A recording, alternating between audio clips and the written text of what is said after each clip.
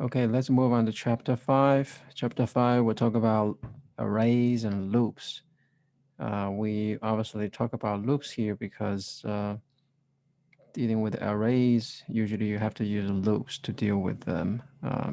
Whether you're trying to read all the elements of an array or manipulate a certain part of the array.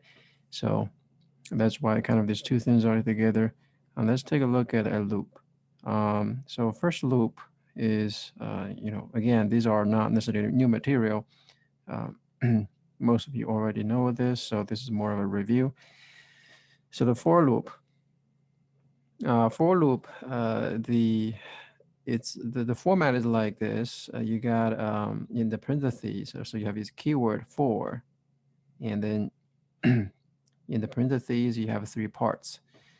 So there's the initialization part, there's a condition part, there's the iteration part. Um, what does that mean? We're going to look at an example shortly.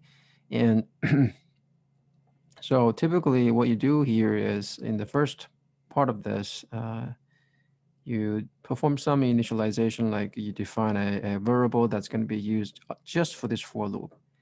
And then, so basically you'll see this opens another scope. It's another block, essentially, like with this curly braces. Um,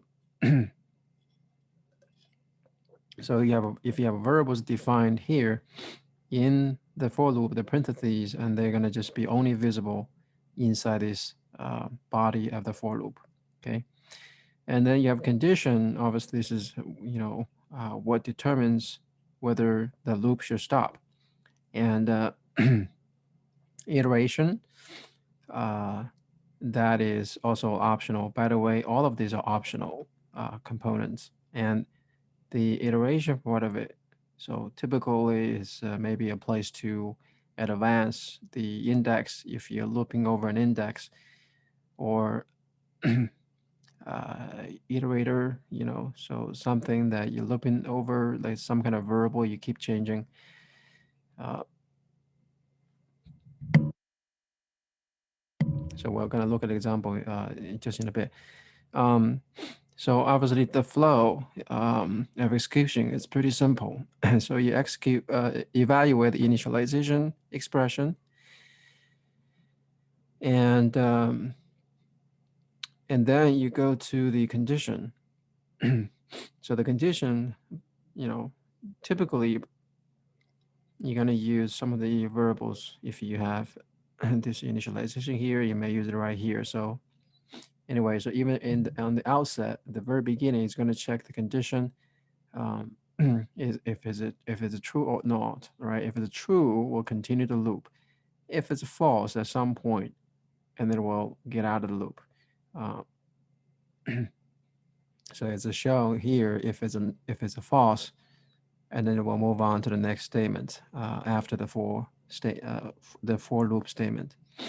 And then if the condition is true, then of course it will keep executing in the loop. It keep going in circles essentially. These statements in the body, they will be looped over and many iterations. So each time it executes the whole body, that's called a one iteration. And then once this is done, at the end of each iteration, it will go see if you got a clause here for iteration, then it will execute that. Um, and if you don't have anything here, then it will, of course, it not do anything. And then it will evaluate the condition again, and then before it proceeds to the next iteration. So that's what for loop is. And let's take a look at a simple example here. This is the 504. Uh, so this example is to use multiple calculations in a loop expression. We're also going to demonstrate in the loop expression that you may use another thing. It's called a comma operator. So we've been talking about operators. Operators has been sort of is one of the core features of C++. So we study a lot of the operators, and they are fundamental to the language. And so we'll look at another new operator that we have not introduced so far. So again, our examples are usually fairly simple. It's at this point because we have not introduced all the concepts yet. So it's going to be just in this main function, which is the main entry point of your program. So here we define a variable called limit. It's an unsigned integer, and then we basically take an input from the user, and so basically you type in um, a a upper limit. You're going to type in an upper limit that you want to. Because what we're calculating here is a factorial. So in math, you know what a factorial is, right? So for example, if it's a 3 factorial, that equals to 3 times 2 times 1. Okay. So they say you're going to type in a limit, and then because that's kind of we just say how many factorials you want to see. So that's pretty much what wanna there's a stop condition here. Um, and then we're going to define a sort of a table format. This is for the of course the standard format, the format specifier that we have studied a couple of chapters ago. So you kind of know what this is, right? So if you don't see a number before the colon, that means that it's going to just go by the order of the arguments comes after in the format function call. Um, and so then you have this number a here that basically is the width of that field. And so you see this is 8, 8, and 20. So we're printing out sort of a three um, numbers in that format. And then so initially we're going to print out a header of this table. And again, we're printing out a table in the console, by the way. So the for loop is fairly simple here, and this bears some explanation, of course. So this is just like what we just explained. Um, there is actually it uses all the three parts of this for loop definition here in this parentheses. You got the initialization, and then you've got the condition, and then you've also got the part that's for iteration. I mean, in reality, you can do what you need to do in the iteration. I mean, but then typically you are again, as you see here, it's doing a bunch of things.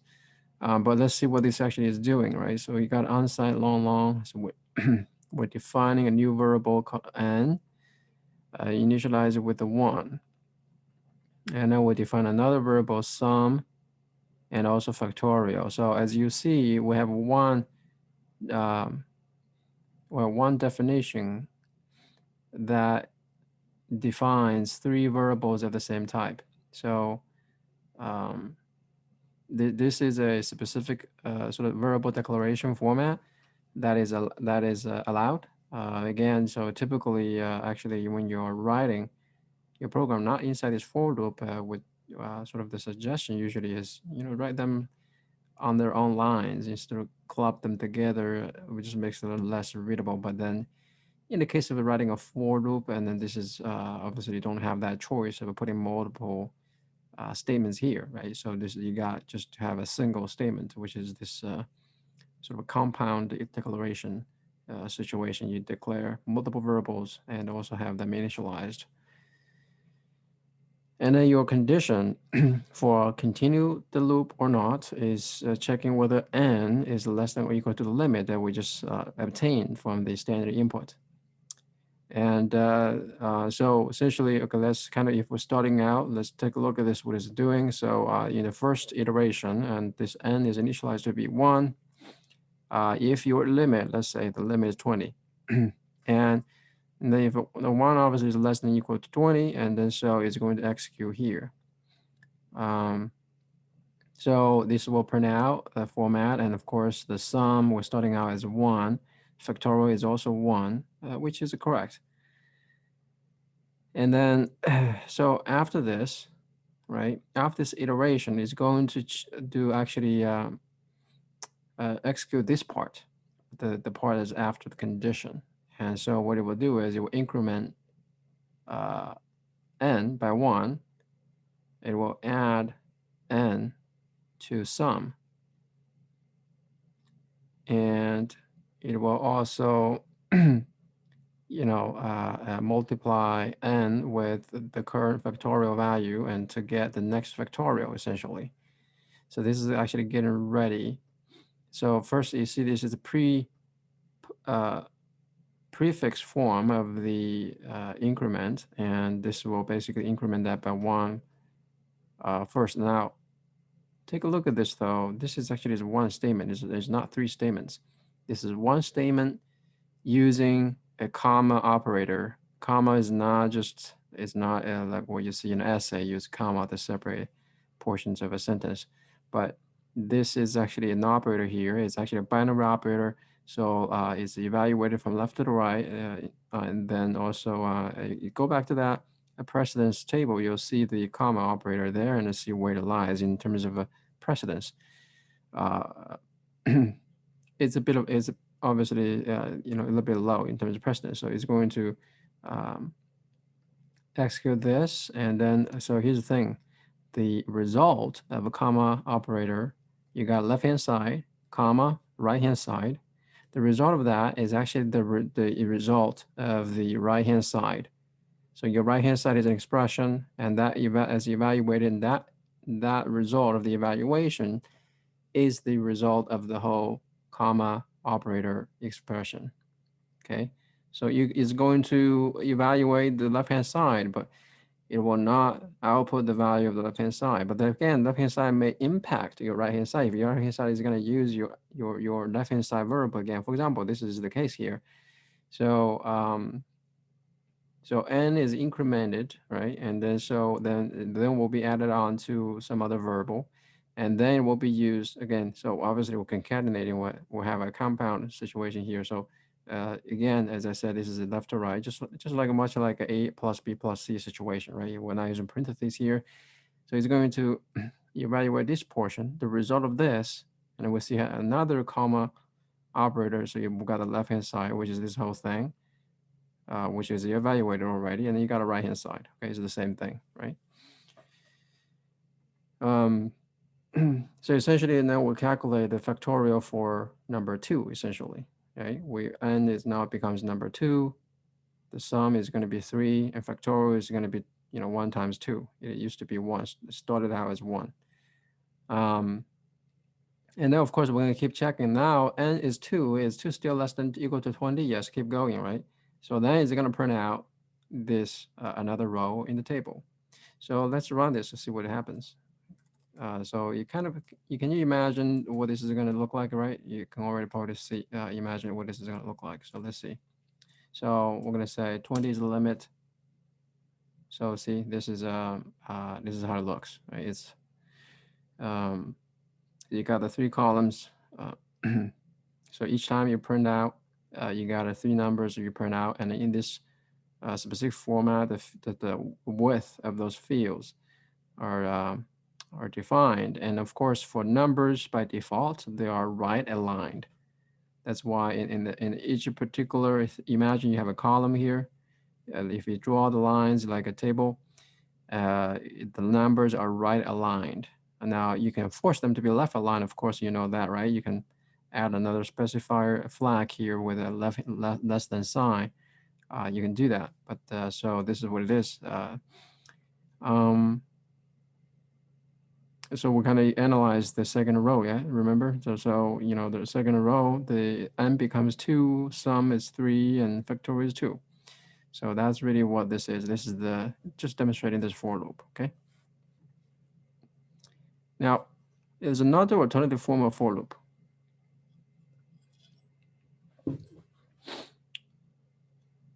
And for some of you, if you have not kept up with the newer features of C++, this may seem a little not familiar, but so this is again, we're gonna just kind of, so this is actually the general format here for this for loop. It's still somewhat similar, but so here's the thing. So there is an init statement here. Now, init statement, when you see a statement, we'll have to define what statement is and what expression is, right? There's a difference. you may have an expression statement, but there's different kinds of statements. And so in this statement here, again, the restriction here is not just any kind of statement. This has to be a simple statement. It has to end with a semicolon. Just like what we saw here, basically this would be a fine statement, right? It's in this statement. And then what next come is a range declaration. This is actually declaring a variable here, and that variable is going to hold on to the value of each iteration when it goes over a range of values. So this for loop loops over a range. What is a range? Well, if you have a sequence of numbers, say 1, 2, 3, 4, that is a range. And okay, as far as how we're going to put those numbers, and that becomes arrays. We're going to talk about arrays in a second. And there are other things. You may have your own custom data type that you define, and that can be recognized as a range as well. You can range-based loop over your own data type. Now, all you got to do is you just have to define, the begin and end methods, and then there's this pattern. So I don't want to get into too much details right here. So again, here there's something you're probably not necessarily familiar with everything that's over here, but I'm just going to go over those real quick. This for loop is actually equivalent to this. So we're sort of translating this range-based for loop back to our plain for loop we saw earlier, right? So what actually happens is that you have, so we have an init statement that by the way, this whole thing is in its own scope, as you see this scope here. So this is how it's translated. Essentially, it's equivalent. Not exactly if this is what a compiler is going to do, but very much similar to this, I would say. And so the init statement, again, you have some variables to define that you're going to use in the loop. And then the ranged expression, okay, just think this is going to be an expression that typically results into some kind of a range. There's different kinds of ranges. Okay, so just intuitively a range is a sequence of values. And we have the begin expression, end expression. So when we talk about range, what does it start? Where does it finish, right? Imagine if you have a string. By the way, a string is also a range. The string, you may say we're going to start at from the third character of the string until the 20th character of the string, right? And that is a range within that string, by the way. So there's a begin and end that you want to loop through. So that's kind of the concept. I just kind of explained the concept at this point. And then you have this actual loop. So the init statement is pulled out of there because we've got other things to define as well. So just, but again, the whole thing is inside its own block. It has its own scope. So the variables you initialize with, and that's why it's not visible outside the for loop. And then what is checking here is that it's going to actually check whether we're going to use a begin as a variable here, whether begin is equal to end or not. Well, that's basically saying we're going to have like some kind of index. We'll start with the beginning position, right? We're going to keep advancing that index until we reach the end. That's what it is, okay? So as you'll see, the iteration part, we are advancing the begin index until it reaches the end, so they are the same, and then we know we're done, right? So you're examining the substring, right, from the 3rd to the 20th. So essentially, you have a variable here. You're going to start advancing that index until you're done, reach the end mark.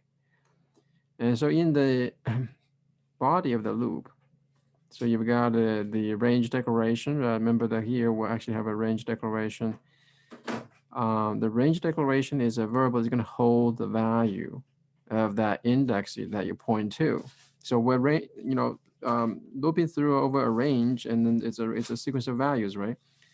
So of course, I want to do something with the values. So that range declaration gives a variable that's going to give you the value that will be accessed. Now, this asterisk here, we're going to study actually just next chapter. This is going to be, this is actually the reference uh, um, operator. And this is actually going to be retrieving the value of a reference. This basically is what it means here. So it's going to give you the value. And then, of course, we'll have the original loop statement here, then everything will be executed. That's the bulk of the body. So this is what is equivalent to.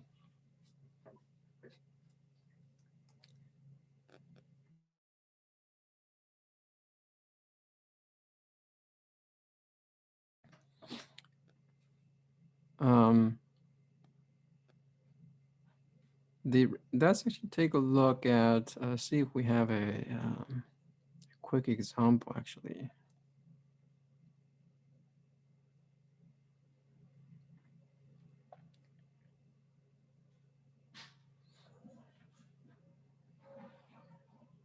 Okay, there is an example here, but we have to introduce the what kind of range we're operating on. So anyway, we're going to come back to this a little bit after we introduce the arrays. And then, so the for loops, so we see two kinds of for loops. These are not the only loops that we can do. So there's a different types of loops. Now, yeah, you can actually achieve everything just with the for loop, right? Of course, but it's just more natural. It has different flavors of loops where in the case you may want to just say, I want to have a loop where I only care about the condition and the other things are, I don't necessarily want to attach that to the whole first line, right? Um, Maybe it's because there are just, there's a lot of things you want to do. It's not very straightforward. And then so you actually want to put them in the body or put the initialization outside, or there's various different reasons. But at a minimum, you want to have a condition that determines whether your loop continues or not. And so this is a while loop. So while the condition is true, it will keep looping the statements in the body. If it's false, then this loop is done and will proceed to the next statement. And that's really what this is. It's very simple. And then, in fact, as we, you can actually convert a for loop to a while loop. So a for loop, again, let's review, you got an init statement, and then you've got a condition, and then you got a iteration, expression. And as you notice here, and I just kind of explained here that the condition, iteration, they're actually optional. The init statement is not optional. Well, you wonder, why do I see a for loop sometimes with this, semicolon, semicolon? Well, this semicolon is mandatory, as you see, is part of the syntax. Now, the reason you see the first semicolon, that's because you still have an initial init statement. That init statement is a null statement. A null statement is just a simple semicolon.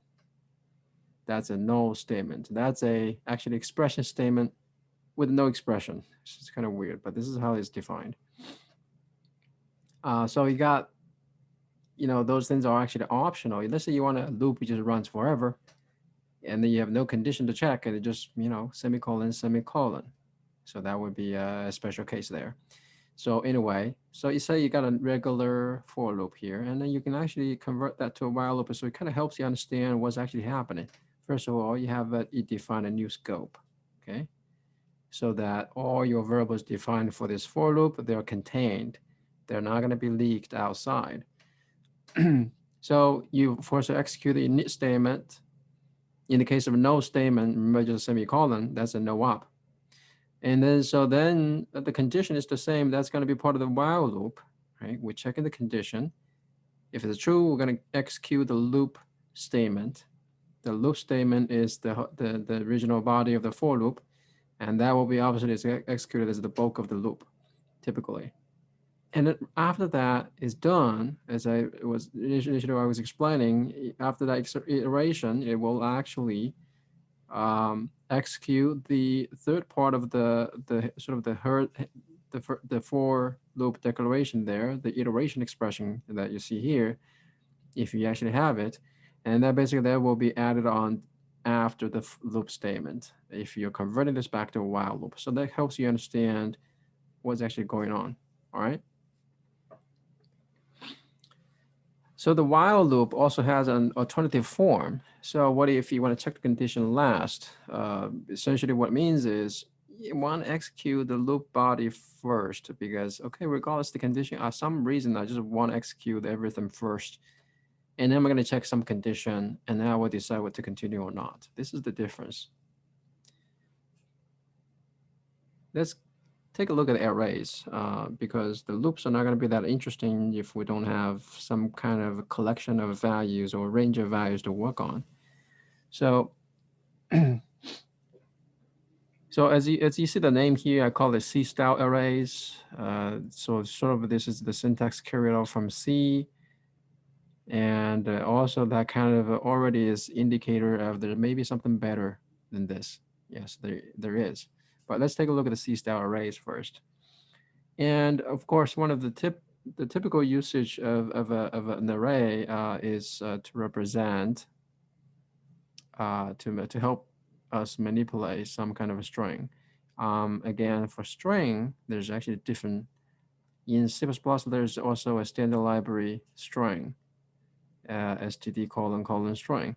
That's a class that we can use. Typically, that would be preferred. But then say we want to deal with this. And so this is actually what's called a null terminated string. So when you see this, if you take a look at this, it's a literal, right? So a literal is a string literal. And by the way, the string literal has the same set of prefixes that you could use to designate encoding, such as EDFA, 1632, that kind of stuff, or wide, that is analogous to what we saw for characters, right? So when you have a character literal, you have those, maybe you have an L prefix for white character, and then you may have U8. You may have a lowercase u, uppercase u, and so those prefixes still going to be applicable in the case of a string, which is a sequence of characters. So now what's happening here, actually, this string literal is treated a little interestingly. So the compiler is going to look at this. They will actually, it's equivalent to an array. What is an array, right? So an array here, you see, this is actually how you declare an array and also get this initialized. And now we're still using this sort of a universal braced initialization here.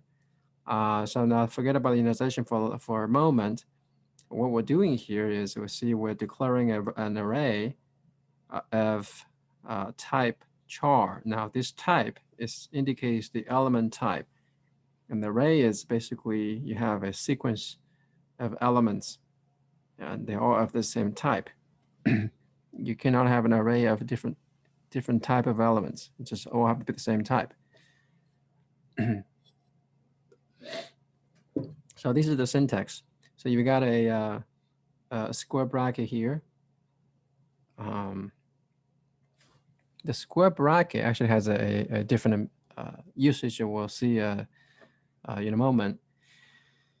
And here we are initializing this array vowels with a string literal. And this string literal is actually equivalent to a constant character array. And that array is also null terminated. Why do I say null terminated? So it will automatically add a null character at the end. So, so imagine this is a character array. So you have like 1, 2, 3, 4, 5 characters in the array. But that's not all. The compiler is going to add a null character in the very end. So there's actually 6 characters in total. right? Including that null character. Null character, if you want to represent it, if you want to put it into a string, you would use a escape sequence with a \0. So in the ASCII table, that is essentially the character that's the very first one that has the value of 0. Okay. So this essentially, we are creating a character array that's initialized to be this string literal, which is also a character array. So we'll get a copy of that.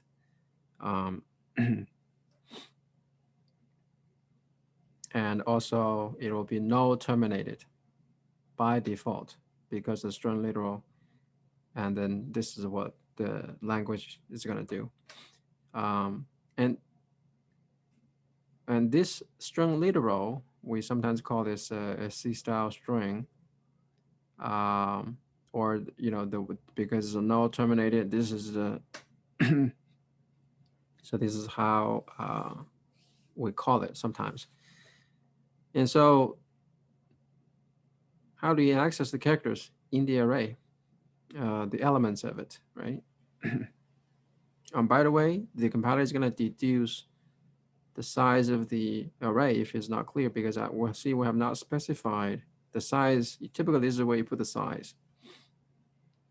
So for a C-style array, when you declare it, the size has to be known. So the size has to be constant at the compile time. And in this case, the compiler can easily see what the size is going to be because it sees this string literal. It has 5 characters, so the size of this will be 6, including that null character.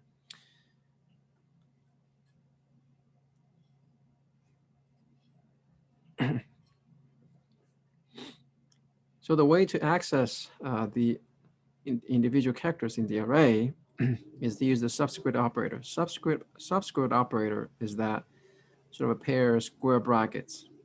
Now, so there's this is a so here this is more of a syntax. When you declare an array, this is not really the subscript operator here, but just using that syntax to indicate as an array. But over here, when you use like this, you're using this as a subscript operator. So this will get you the 0th element of this vowels array. So one thing to note is that the index of the elements are 0 based, so starts from 0, not from 1. So you notice this is assignment, we know, okay? If it's assignment, we evaluate from right to left. So let's actually take a look at the right-hand side first. The right-hand side, first we're gonna read the element at index 1. Okay, actually it's the second character, which would be E, right? And then we have this char plus 1. So remember, a char it's an integral type. So you could actually, manipulate with, just plus 1 like this. And that will advance the character to the next, which would be, in this case, F, right? And then we'll have this result assigned back to another. This is just a demonstration. It doesn't mean it makes any sense. Let's say we're going to put this result into the 0th element. So this A would be overwritten by this result. So you can use this subscript operator to read an element, also can write an element.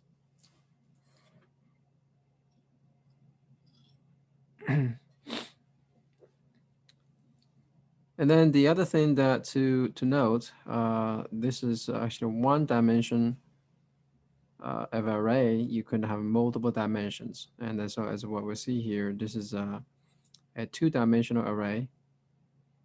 And you essentially add one more pair of square brackets here. So now here we're not initializing it.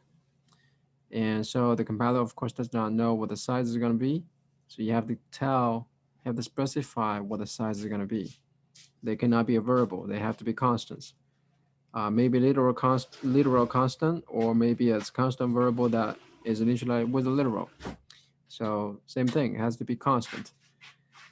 So we got two dimensions here. What this actually means, right? So think of like a table or a matrix. So this is what it means. And you've got rows and columns. There's a 3 rows here. So the first index, the first size is 3. The second dimension is 4. So the first dimension is are the rows, and the second dimension are the columns. So you arrange it in this format. Is this the individual cell? This is an illustration of what might be in the memory.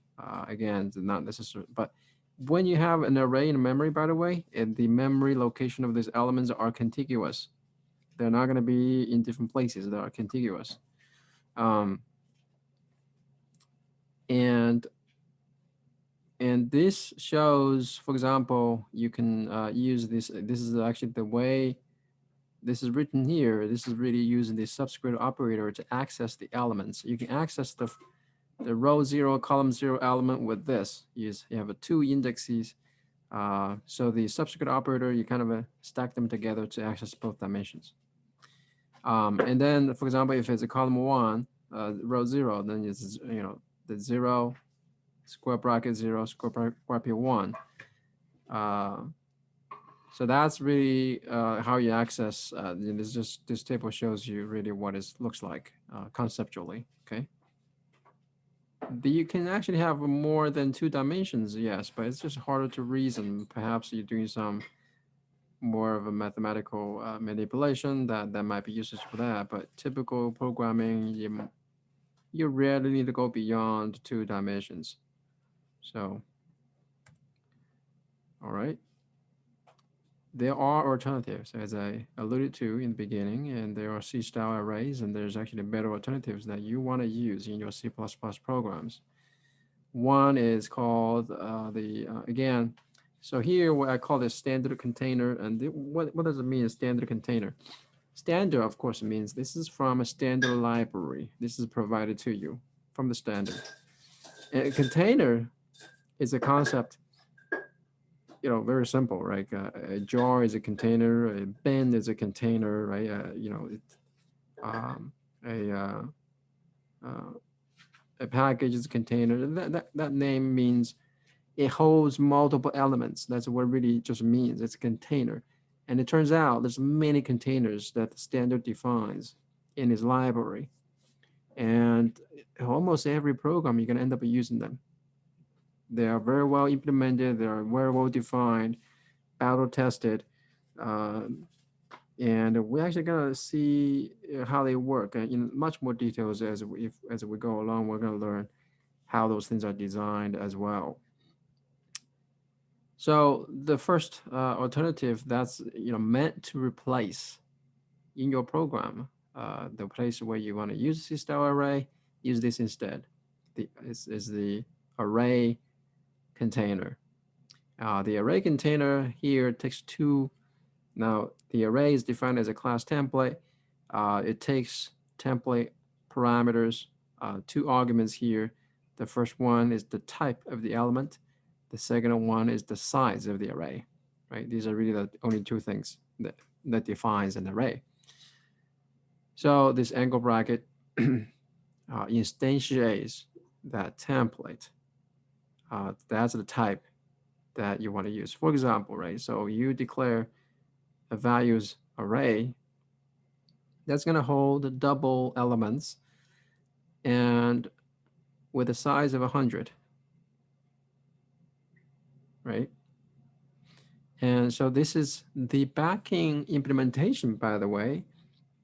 The implementation in the back is no different from the C-style array, by the way. So it's you don't really have any overhead by using this, if that's what you worry about, And so there's actually no good reason not to use it, unless you're sort of by the way, if you're actually using this and then you need to somehow interface with the old style, the C-style array, because the library used takes that, you can access the backing C-style array from this array container. So the other alternative is called vector. Now, vector is interesting. Vector, you don't define a size because it's capable of dynamically changing its size. Um, so it makes pretty very versatile because um, sometimes you want to define an array. You may not know how many elements you need. Um, so if you don't know, you may want to use a vector, and the T still stands for the type of the elements. So here you declare a vector of a double. This is another container to hold multiple elements. And the backing implementation gives you basically similar features to arrays. In fact, it's backed by a single array. It basically is backed by a single C-style array, the way it's typically implemented. Of course, there are some caveats to this, but okay, what are the operations you can do with them? Now, the book has explained a couple of things you can do with them, and you really, if you want the full listing of the functions, you need to look at a reference manual, right? So the C++ reference, you want to probably go to this website. It's just called cppreference.com. So this is a very good website. It has a very good quality documentation of the whole C++ standard in a fairly easy to consume format. So this is where you're going to go to if you're not sure, okay, what's available, even some of the concepts, and this is where you can go to. Hopefully by the end of right now, if you go and check, and then maybe there's things you don't understand because there's some concepts we haven't really introduced. Hopefully by the end of this course, you're going to be able to read this reference manual with much ease. That's what I hope you're going to be able to achieve. So let's summarize this chapter. An array is used to store a fixed number of values of a given type. Now, the keyword here is a fixed. So the size of the array has to be known at compile time. Elements in a one-dimensional array can be accessed through the subscript operator that we have seen examples. And index is zero-based. Now, before we move a little further, let's take a look at some more examples, by the way, I meant to explain. For the for loop, or any loops, there's one thing I want to mention. Of course, you're probably already aware. If you want to skip an iteration based on a condition, you use the continuous statement. So use the continuous statement in the loop body, and then whether it's a for loop or while loop, it doesn't really matter. This is where you can use. So here, so in this particular example, I'm not going to run this. So you go ahead and read this and run this yourself. And this is actually checking whether this character is printable, right? It's not a control character. It's something that actually can be printed. So then if it's not printable, it will skip the rest of the loop statement. For example, this is going to print out a character, right? So it will skip it. So it will not print this out, and then we'll move on to the next iteration. Okay, so that's what this will do. And also, it's worth mentioning to break out of a for loop, you use the break statement, just break semicolon. Okay, so that is something you may use. And then let's take a look at another example. The C style string, this is actually, okay, we're classifying the characters. So this is a, so here we're declaring a variable so called the max length 100. We're going to use that to declare a text array. It's a character array of that size 100. And then we're going to read a line of text from the standard input. And so when you read it, and then we'll have to use this get line function from the cin object.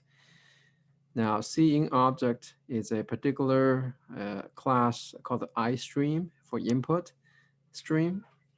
And it has a function called get line. So that get line will read the text from a command line when in the terminal when you're running. And we specify the length, the maximum length that you want to read in.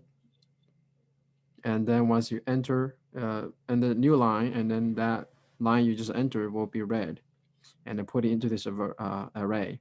So that's what this does. And okay, so there's a size type here. I want to mention the size type. Now, size type is not a fundamental type. This is a type that's defined in standard library. Is usually a type alias of some kind of unsigned integer. Maybe it's unsigned int, maybe it's unsigned long. That's implementation specific. But what it will guarantee you from the standard is that it's going to allow you to access the maximum elements in an array. Imagine if you can create an array with a maximum number of elements, this still gives you that ability to access. So it's guaranteed to be sufficient to access all the indexes in an array. So it's recommended to use this typically. This is it can be converted to an integer if you want, but this is again, as I said, this is actually a type alias, and this is a convention you want to use.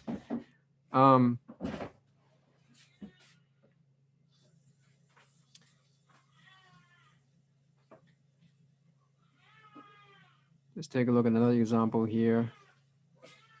So this example is to illustrate the array, the array container. And so the array container is defined in this array header, the standard header.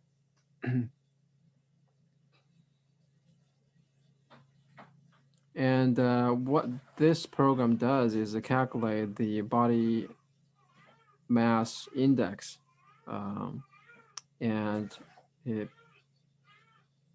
So I'm not going to go over every line, but let me just go over to this. Okay, this is a place where we declare two arrays, right? And unsigned is unsigned integer type, and that's the type of the element. And then you also have the size of the array, which is a WT count, which is basically the WT count, as you see here. Interesting, right? It's actually whole initialized with the whole expression. That is fine because you see the terms in the expression, the variables is used, they're all constants. So this WT count itself is also a constant. And so at a compile time, the compiler is going to be able to recognize, get the value evaluated, and then use that to initialize your array. Okay, so that's why it's still valid code. Otherwise, it will not, compiler will gonna give you an error. So you can read this program. The book actually has a detailed explanation what this is doing. So I'm not gonna go through this. Let me actually show you this here. So I actually did a show in the earlier. That is the range-based for loop here. So we said we're gonna come back to this here. So this height ints, int stands for inches, height inches, and is an array. Right? This is actually defined as a it's actually a standard array. And if it's a standard array, it's also range. It's range compatible. So then you use the range-based format to loop through it. And this is the range declaration. Remember that you declare a variable here that's going to hold on to the value of that element when you're going through a range. And typically want to use auto, but you don't have to. You can just use whatever the type is going to be. But use auto, that means, okay, I'm going to let the compiler to figure out what this is. The compiler obviously can easily figure it out because by looking uh, at the container object, that it knows the type. So that's why it's unnecessary. You just use auto, but you can also write out the type if you want. So that's what I wanted to show there. And then the vector is in the, not surprisingly, it's, in the vector header here. So you would include that header. And so now you can access the vector type. And then you can define a vector with given a type. Now, different from an array where you have to specify the actual size, a compile time essentially. And here you don't need to specify because the size is dynamic. And it's got smart algorithms that manage the sizing dynamically. And so that's a vector here. And then, by the way, this is an illustration of a forever loop. Well, it will not necessarily do it forever because look, there's condition here to break out of it. So typically, if you have a forever, like condition is always true, that means you always loop. This condition is just, okay, it's not even changing. You got to keep looping until at some point this condition satisfies and it will break out of the loop. So that's what that is.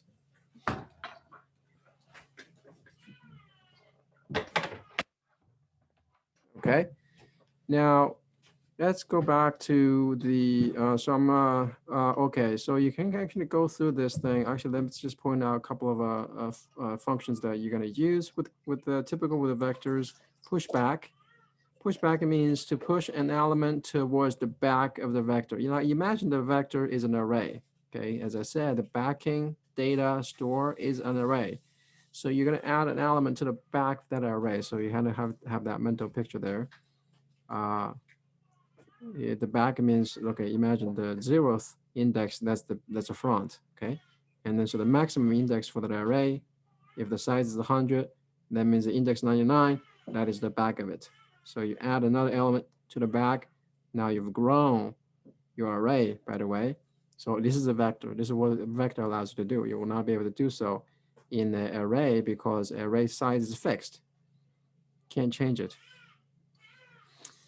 And what this whole loop here does is actually called a bubble sort.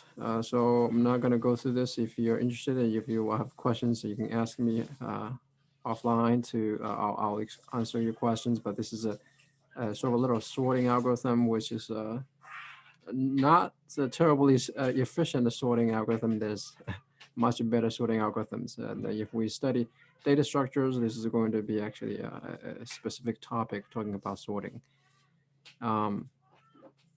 So that's that. And let's go back to some of the summary stuff. So as you see, a loop is a mechanism for repeating a block of statements. That's really what loops does.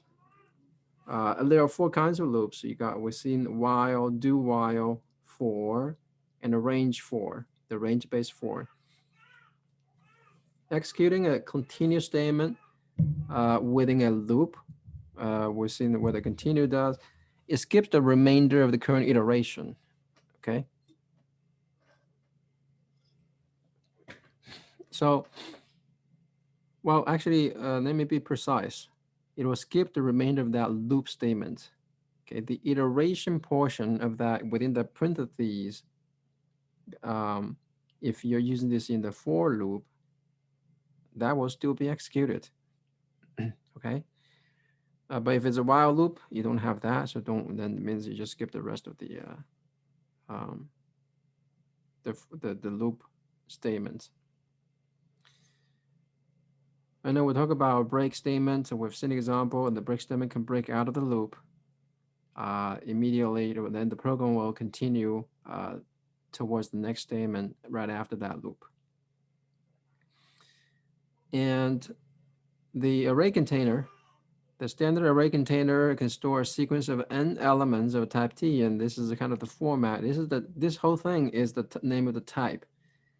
You don't just write array. You write array with angle brackets, with the type and comma, and at the actual size of the array. So that's the full type.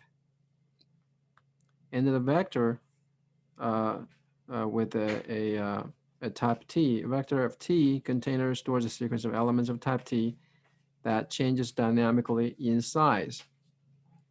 So that's all I have for you for this chapter. Thank you.